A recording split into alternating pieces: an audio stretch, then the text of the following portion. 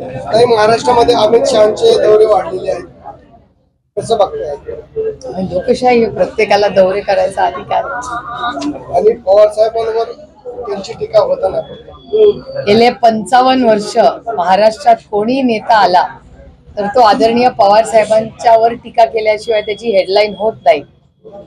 Database तुम्हाला सांगते. त्याच्यामुळे आल्यावर जर पवार साहेबांवर टीका केली नाही तर हेडलाईन होण्याची शक्यता कमी असते. त्याच्यामुळे आणि लोकशाही हो, विरोधक पण दिलदार असला पाहिजे.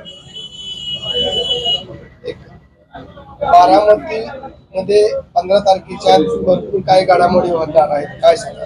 कोण म्हणलं? म्हणजे 15 तारखेच्या बारामतीत मेळावा होणार असं कळतंय. नाही, कुणाच्या? आपल्या शरदचंद्र पवार. अच्छा, अशा घडामोडी. नाही, आम्ही तर फुल फ्लेज कॅम्पेन मध्ये गेले अनेक महिने. एक तर आम्ही 365 दिवस आम्ही एक राजकीय पक्ष आहोत. त्याच्यामुळे लोकांच्या सुखदुःखात आम्ही 365 दिवस असतो, 24/7 असतो. त्याच्यामुळे वेगळ्या काही घडामोडी अशा काही होणार आहेत वगैरे असं काही नाही. आम्ही रोजच लोकांमध्ये असतो आणि त्याच्यासाठीच तर आम्ही लोकप्रतिनिधी म्हणून काम करतो. त्याच्यामुळे अर्थातच लोकसभेचं इलेक्शन आहे, सगळेच कामाला लागले, तसं आम्ही कामाला लागलो. एका बाजूला राष्ट्रवादीचे गटनेते म्हणून सचिन सातव काम करतात, तर दुसऱ्या बाजूला माजी नगराध्यक्ष सदाशिव सातव यांची प्रचार निवड. माननीय बापू हे राष्ट्रवादी काँग्रेसचे आणि आमच्या कुटुंबातले खूप महत्त्वाचे मार्गदर्शक आहेत. मी त्यांचे मनपूर्वक आभार मानते की त्यांनी ही खूप मोठी जबाबदारी ही जी घेतलेली आहे त्याबद्दल मी बापूंचे मनपूर्वक आभार मानते. आणि त्याचबरोबर त्यांच्या मार्गदर्शनाखालीच बारामती लोकसभा मतदारसंघाचा हा सगळा प्रचार हा त्यांच्या मार्गदर्शनाखाली होईल. आणि अनेक कुटुंबातले जे सहकारी राहिलेत आमच्या सगळ्यांचे आणि मार्गदर्शक राहिले त्यांच्या सगळ्यांच्याच मदतीने हा उपक्रम होईल. त्याच्याबरोबर जवाहर शेठ असतील, सुभाष ढोले सर असतील, हे सगळे शहर आणि ग्रामीणचं काम करतील. सतीश मामा, SM बापू हे सगळे ग्रामीण भागाचं काम करतील. आणि या सगळ्यांनीच ही जबाबदारी ही सगळ्यांनी मिळून वाटून घेतलेली आहे. त्याबद्दल मी त्यांचे मनपूर्वक आभार मानते. आणि प्रचार हा नेहमीप्रमाणे माझंही 4थं इलेक्शन आहे. त्याच्यामुळे साधारण या सगळ्यांच्या आशीर्वादाने, त्यांच्या दिलेल्या सूचनांप्रमाणे हा या भागातला संपूर्ण प्रचार. जशी कार्यकर्त्यांना किंवा जुन्या सहकार्यांना जबाबदारी वाटून देण्यात आलेली आहे तशी पवार कुटुंबातल्या सदस्यांना देखील जबाबदारी वाटून देण्यात आलेली असं कळतं. नेमकं कशा पद्धतीने? नाही, जबाबदारी अशा काही वाटून दिलेल्या नाही. ज्याला प्रचार करायची इच्छा असेल त्यांनी प्रचार करावा. आणि ही इलेक्शन मध्ये साधारण इलेक्शन हे विचाराने होत असते. आमच्यासाठी ही वैचारिक लढाई आहे. जे काली आमच्यावर जी टीका झाली, मला एका गोष्टीचा आनंद वाटला की आम्ही भ्रष्टाचारातून मुक्त झालो. आमच्यावर कुठलाही भ्रष्टाचाराचा आरोप त्यांनी काल केला नाही. कारण का महाराष्ट्रात आलं की पहिलं NCP म्हणायचं आणि मग नॅचरली करप्ट पार्टी म्हणायचं. त्याच्यातून आम्हाला प्रचंड वेदना व्हायची. त्याच्यामुळे काल फक्त त्यांनी जी काही टीका केली पुन्हा तो हक बनताय. ताई, तुम्ही असं एकीकडे म्हणताय की जबाबदारी वाटून देण्यात आली नाही प्रचार करायचं. योगेंद्र पवारांना बारामती लोकसभा मतदारसंघ दिला असं कळतंय, किंवा शर्मिला पवार असतील किंवा श्रीनिवास पवार असतील त्यांना इंदापूरची जबाबदारी दिली आहे. राजूदादा असतील किंवा रोहित पवार असतील त्यांना जी आहे ती बारामतीची जबाबदारी असं कळतंय. असं काही झालेलं आहे?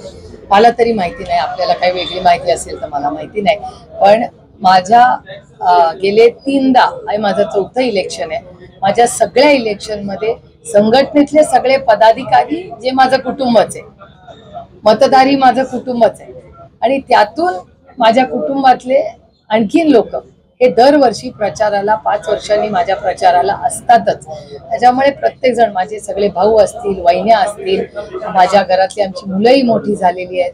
आज युगेंद्र असेल, रोहित असेल, श्रीनिवास पवार असतील, राजू दादा, नंदा वहिनी, माझ्या बहिणी रजनी इंदुरकर, नीता पाटील, या सगळ्याच माझ्या बहिणी मला मदत करतात दरवर्षी. त्याप्रमाणे त्या नेहमीप्रमाणे 5 वर्षांनी त्या खूप सगळ्या एरवी प्रायव्हेट लाईफ ठेवतात, पण बहिणीसाठी सगळे उभे राहतात.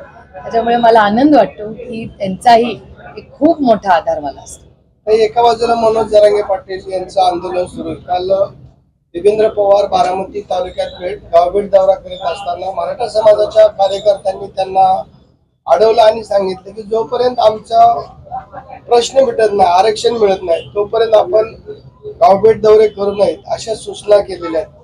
आपण काय आवाहन? नाही, मला असं वाटतं त्या सूचनेनंतर योगेंद्रनी अतिशय मॅच्युअरली त्या मुलांची अतिशय चांगली चर्चा केली आणि त्या मुलांनीही नंतर योगेंद्र बरोबर बसून खूप समजूतदारपणा दोघांनी, म्हणजे वयाने तीही मुलं लहान आहेत, युगेनी इतका काही मोठा नाहीये, पण त्या मुलांनीचही मी कौतुक करते आणि युगेंचं मनापासून कौतुक करते की त्या सगळ्यांनीच मिळून खूप चांगली चर्चा केली, सगळ्यांनी विषय समजून घेतला, एकामेकाचं ऐकून घेतलं आणि त्याच्यामुळे मला विचाराल तर त्या म्हणजे ती मुलंही आणि युगेन ह्याच्यात एक नवीन चांगली मैत्री आणि एक विश्वासाचं नातं झालं. त्याच्यामुळे हा प्रश्न जो आहे तो अर्थातच मराठा, धनगर, लिंगायत, मुस्लिम आणि भटक्या विमुक्त समाजाचे जे जे आरक्षणाचे मुद्दे आहेत त्याबद्दल मी स्वतः पार्लमेंटमध्ये सगळ्यात जास्त वेळा कोण खासदार बोलला असेल तर ते मी आहे.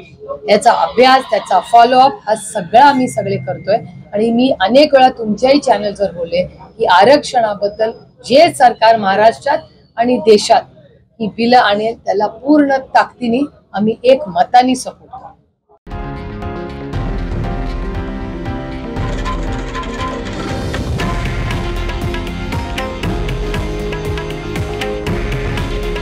हे आहे देशातील नंबर 1 न्यूज नेटवर्क आणि आपण पाहत आहात TV9 मराठी.